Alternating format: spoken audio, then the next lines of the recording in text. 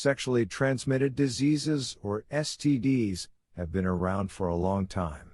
In fact, there are probably quite a few people from your history textbooks that suffered from STDs, particularly syphilis, gonorrhea, and more recently AIDS.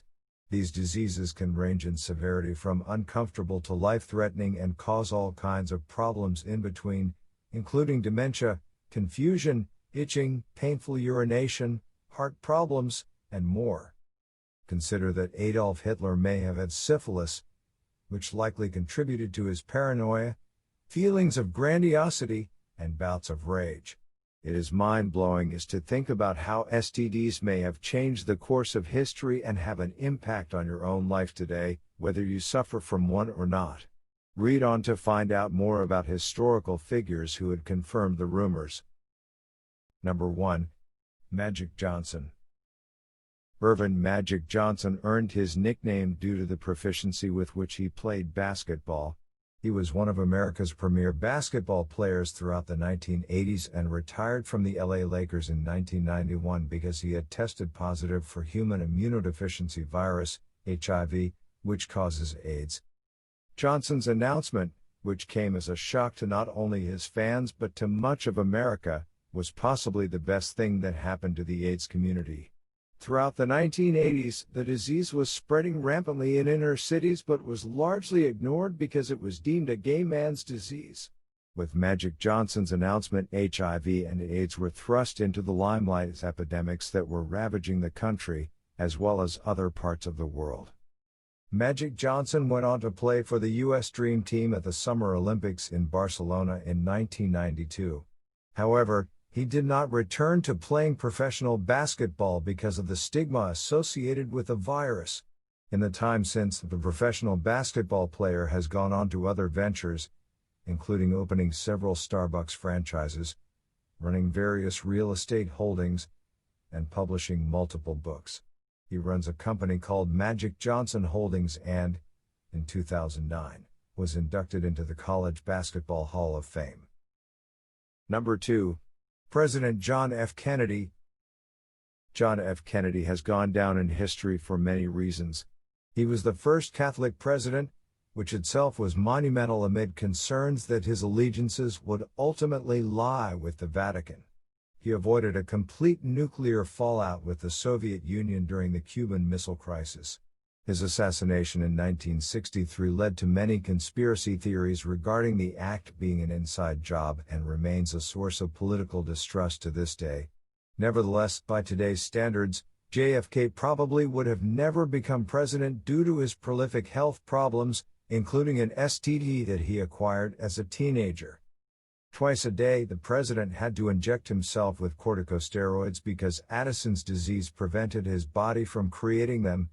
As a 37-year-old, he elected to partake in an experimental surgery for Addison's after being warned by doctors that the procedure could kill him.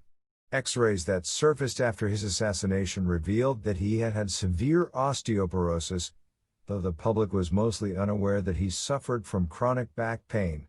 It is unclear what STD he had, as the family destroyed many of his medical records. Number 3. Christopher Columbus may have infected the New World with an STD. Few men have the mixed legacy that Christopher Columbus has. He is celebrated for discovering the New World and opening up trade between the Americas and Europe. However, much of that trade consisted of slaves and the products that they cultivated, like sugar and tobacco. Even though the Vikings landed in modern-day Canada 500 years before Columbus set sail, he has a day named after him to commemorate his landing on the island that he termed Hispaniola. Though he believed his mission to be divinely sanctioned, Columbus carried out acts of brutality against the natives that he encountered. He and his crew are also credited with inflicting them with diseases to which they were not immune. In fact, diseases brought over to the New World by Europeans killed off as many as 90% of the native people. What is under question now is whether Columbus may have brought over an uncertain STD with him, which spread among the natives. 500 years after his death, there is no way to be sure. However, he had characteristics of what is now known as Reiter's syndrome, which is caused by some STDs. However, some modern medical researchers who are exploring the question of whether or not he brought STDs to the New World believe that he acquired writer's syndrome from food poisoning. Number 4. Howard Hughes had syphilis. Before becoming one of the most famous recluses of his time, the billionaire oil mogul, aviation enthusiast, and Hollywood producer Howard Hughes was known for producing provocative films and womanizing in his free time. Born into a wealthy Texas oil family, he used his inheritance to create movies, some of which, like Scarface and Hell's Angels, are considered to be classics and still have their cult followings. He also used his money on flying, founding his aircraft company and even setting some of his world records in aviation during the 1930s. An airplane accident in 1946 led him to spend much of the rest of his life as a recluse. Howard Hughes dated the likes of Katharine Hepburn and Ava Gardner, actresses who are still considered to be the gold standard of beauty and femininity. The one woman that he couldn't seem to win was Joan Crawford. His romantic escapades led to him contracting syphilis, which progressed to the degree that it incapacitated him mentally. He also had head injuries from multiple plane crashes and was suspected of becoming a drug addict in his later years. He ultimately succumbed to kidney failure due to a drug overdose. Number 5. Napoleon Bonaparte may have had syphilis. When it comes to charismatic leaders, perhaps none tops the list quite like Napoleon Bonaparte, the so-called Little Emperor. He took over the rule of France in the chaotic period following the Reign of Terror, when Maximilian's policies and the guillotine had turned the people of France against each other, and the country was out of control. He was also a skilled diplomat who understood the needs of the people, of society as a whole, and how to negotiate with leaders both in France and in other countries, such as Italy. Where he differed from other leaders of his time was in his willingness to push limits far beyond what other leaders would even consider. Napoleon moved from being a consul and military leader within the French state to declaring it to be an empire in 1804. He was coronated as emperor at Notre Dame and famously took the crown from the hands of the Pope and placed it on his head, effectively crowning himself. He went on to expand the French Empire in such a way that would not be seen until Hitler began his conquests in the 1930s. Napoleon probably died of arsenic poisoning but was likely not intentionally poisoned, as some have suggested. Instead, evidence suggests that the little emperor had syphilis, which at the time was treated with arsenic. Like those whose STDs were treated with mercury, the drug given to them was poisonous and proved to be fatal. Number 6. Al Capone may have died from syphilis. Nothing and no one symbolizes the work of the Italian mafia in the U.S. quite like the notorious gangster, Al Capone. He was active during Prohibition, an era in the early 1900s in which the sale and consumption of alcohol were utterly illegal. Of course, the result was increased gang activity because people were desperate to get their hands on alcohol. Enter Al Capone, aka Scarface, who amassed a fortune estimated to be worth $100 million. He is believed to be behind the infamous Valentine Day Massacre, in which thugs dressed as police officers violently murdered members of a rival gang. By the time he was released from Alcatraz prison in 1939, Al Capone was suffering from advanced syphilis and checked into a hospital in Baltimore, under the alias Mr. Martini. The media soon found out that Mr. Martini was the notorious Chicago gangster, so the doctors covered for him by saying that he had a problem with his nervous system. Mr. Martini, aka Mr. Scarface, had deteriorating health that was not helped by his syphilis. His obituary mentioned that he suffered from paresis, a psychiatric problem that can be brought on by syphilis before a heart attack claimed his life. Syphilis, which is known to cause cardiac problems, may have had a hand in the heart attack. Number 7. Actress Tallulah Bankhead had gonorrhea. Tallulah Bankhead was born into Southern aristocracy who, despite a strict upbringing by conservative parents, had a penchant for garnering attention, particularly for her looks. She began acting in 1918, at the age of 16. Despite a lack of formal training, her beauty and profound, baritone voice helped create an indomitable stage presence. She traveled extensively as part of her acting career and became known for scandalous behavior, both on stage and off. She had multiple romances, and would even go on stage wearing nothing more than lingerie, even if the script didn't call for it. The starlet's pleasure-seeking lifestyle came at a cost, as alcoholism and drug use led to declining health by the time she was in her 40s. She also contracted gonorrhea, something that may have been expected given her extravagant lifestyle. By the time it was discovered, it had progressed so severely that she had to have an emergency hysterectomy. She famously declared, referring to the disease, "Don't think this has taught me a lesson."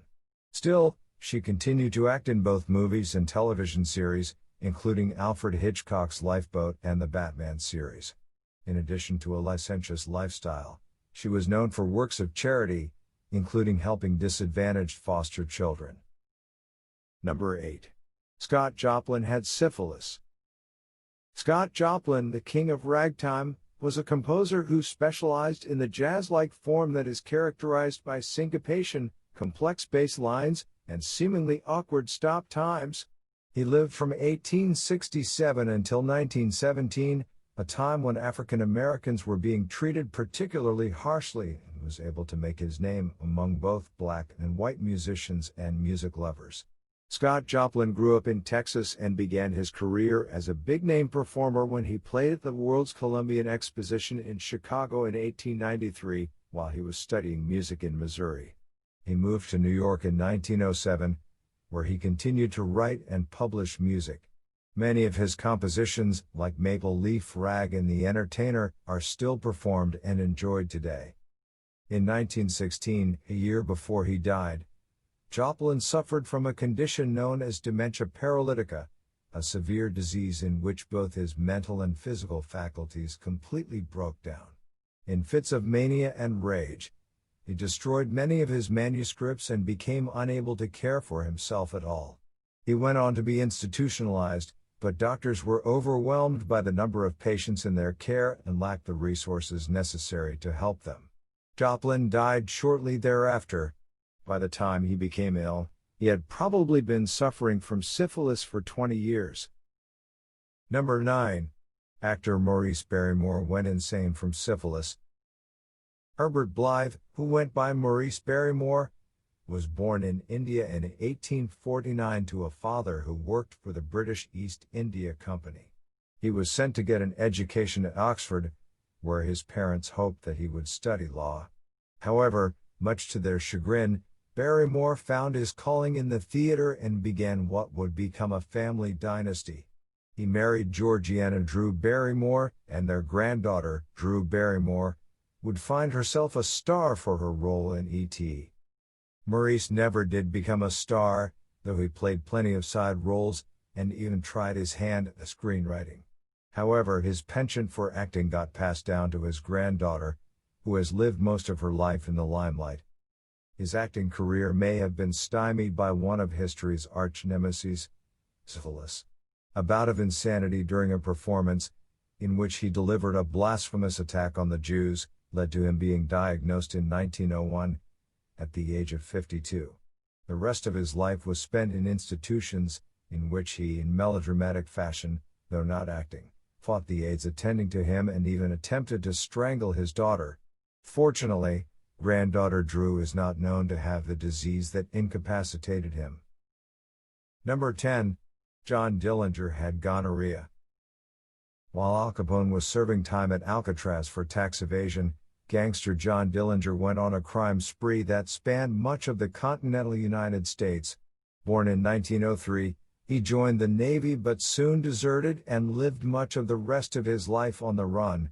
With no income and a 16-year-old wife to support, Dillinger turned to crimester Ed Singleton. He robbed a grocery store but was soon caught. In prison, he turned into the hardened criminal that would become the FBI's number one. Following his release, he and his gang robbed banks, broke criminals out of prisons, and even stole guns and bulletproof vests from police officers.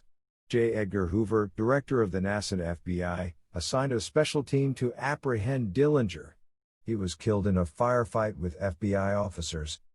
In 1924, when Dillinger was first sent to prison, he was diagnosed with gonorrhea. During his 6-year prison term, the treatments that he received were painful injections straight through his penis, which probably did little to alleviate the disease and exacerbated his contempt of the American justice system. He may have even tried to flee, and his antics earned him an extra year added to his prison sentence. Number 11. Confederate General Ambrose Powell Hill Jr. had gonorrhea. Ambrose Powell Hill Jr., better known as A.P. Hill, began his rise to prominence in American military history during the Mexican-American War. Hailing from Culpeper, Virginia, when the state seceded, his allegiances lay with the newly formed Confederate States of America. He joined the Confederacy's military and quickly rose through the ranks to become a general. He led a unit known as the Light Division, possibly because of the quick speed with which they moved, and proved to have decisive leadership during the Second Battle of Bull Run and Battle of Fredericksburg.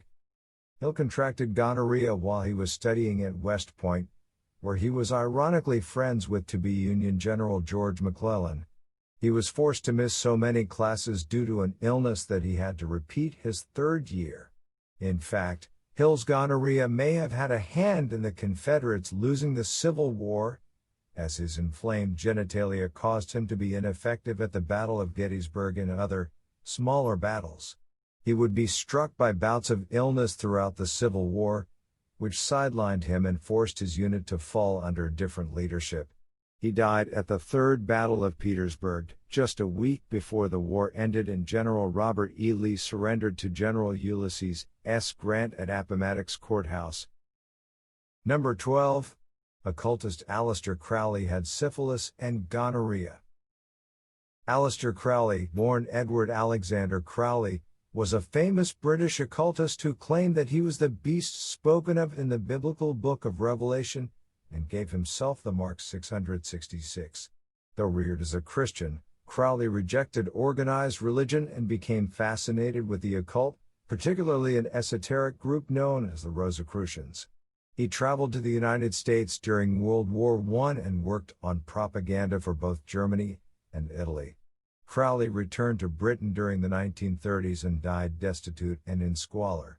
After his death, though, he became a cult symbol, particularly in the Thelema religion that he founded and of which he claimed to be a prophet. He is also credited with writing the Book of Satan. Today he is reviled by some as the evilest man who ever lived. While attending Tunbridge School in England, Crowley traveled to Glasgow, Scotland, where he claimed that he contracted gonorrhea from a prostitute. This notion led to him being expelled from the prestigious school. While attending university at Cambridge, his consorting with prostitutes led to him also contracting syphilis.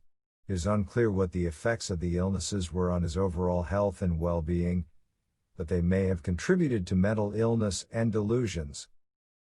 Number 13.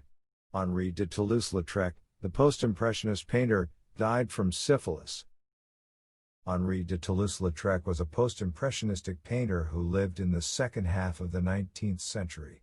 His parents were first cousins who came from a long line of inbreeding, so he and his relatives had various genetic problems that caused difficulties throughout his life. He may have suffered from a condition now known as Toulouse-Lautrec syndrome, which caused him to have very short legs. He stood at only 4.5 feet tall, and walked with a cane. He found meaning and expression in art and began painting at an early age, inspired by the Impressionist painters of the early 19th century. His paintings, though, were imbued with more realism, such as depictions of sex workers where they may have generally stood on the street. Though Toulouse-Lautrec depicted sex workers in a way that was factual rather than erotic, he was known for his own lifestyle of debauchery. He contracted syphilis, possibly from one of the women that modeled for him, and was a known alcoholic.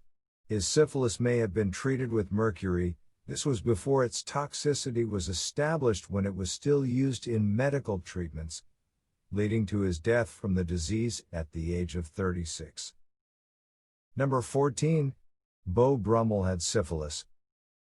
At the turn of the 19th century, George Beau Brummel was at the forefront of men's fashion in England.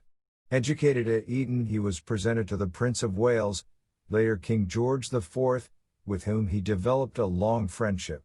Brummel went on to study at Oxford, where he was known for his taste in clothing.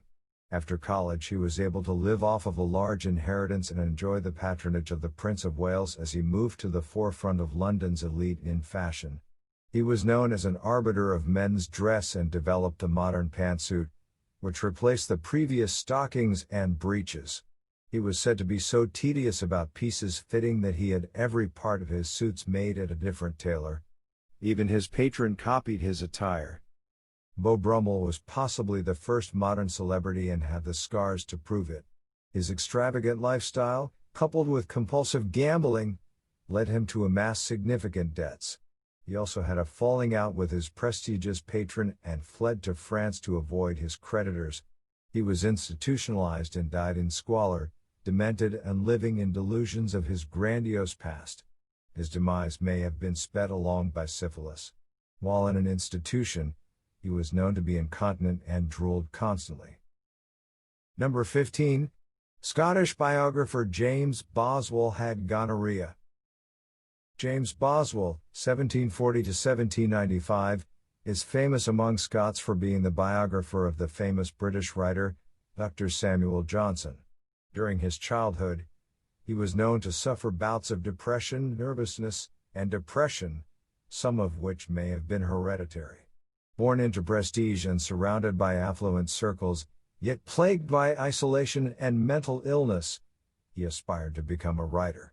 His parents were strict, his mother brought him up as an austere Calvinist, and his father despised his penchant for the literary and theatrical arts, which possibly led to him frequently consorting with prostitutes throughout his youth and adult life. From the very first time that he met with a prostitute, during his time in London, he picked up a venereal disease. He probably didn't learn his lesson, as in his diary, he kept meticulous records of his consortations. He went on to have at least 19 attacks of gonorrhea, something that probably did little to help the mental torment and isolation that had plagued him since childhood. His wife would note the swollen size of his genitalia due to venereal disease and would apply a poultice to them every night. What is the moral of the story? Kids will find a way to escape a harsh upbringing, even if doing so brings disaster upon them. Number 16. Franz Schubert had syphilis. Franz Schubert, the classical composer, showed an early aptitude for music, including a prodigious talent for the piano and voice. He studied under Antonio Salieri, the same guy who was Mozart's rival, and began composing music as a young adult. Living in Vienna, Austria during the 1800s, on at least one occasion he passed by Beethoven while walking down the street. Hearing one of his own pieces performed in public inspired Schubert to quit his day job as a teacher and pursue music full-time. He struggled financially, though, as his music was not as traditional as what patrons were accustomed to financing. He went on to contract syphilis, which was common in Vienna, as a young adult, which may have affected his career as a composer. Schubert's health deteriorated, likely due at least in part to syphilis, which he self-medicated with mercury. Before mercury's toxic effects became known, it was widely used in medicine. In fact, he was so secretive about his disease that he had his friends burn all of his paperwork associated with it. He died an early death at the age of 31. Ironically, his final performance brought in enough money for him to finally buy a piano. His music didn't become well known until after his death. Should he have lived a few more years, he may have died a wealthy man,